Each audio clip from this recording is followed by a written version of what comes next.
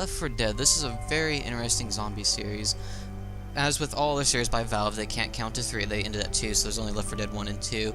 Both of them follow the events of a green flu outbreak, which causes higher levels of aggression, loss in higher brain functions, and mutation in body cells, which cause the zombies that are in the game.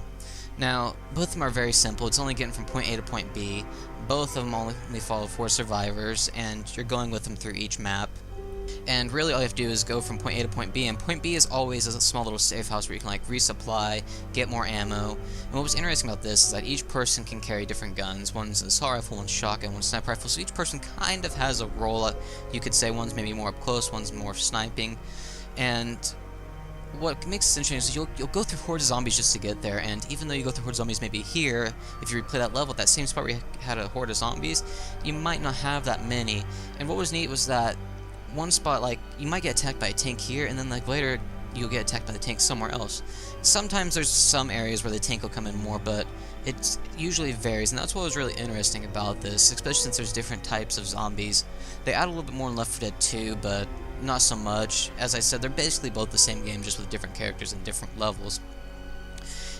If anything, it's more of a fun co-op game. You can get with a friend and run through and just mow down zombies. It's not really a horror game. I think the only thing that even came close to being creepy or so in Left 4 Dead was the witch.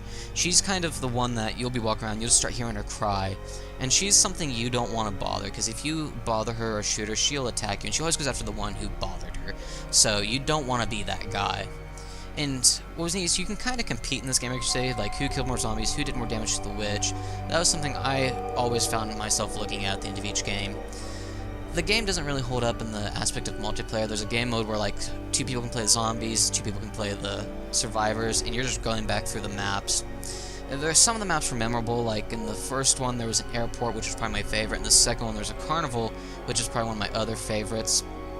Overall, it's just a fun little zombie game to run through waves after waves of killing zombies.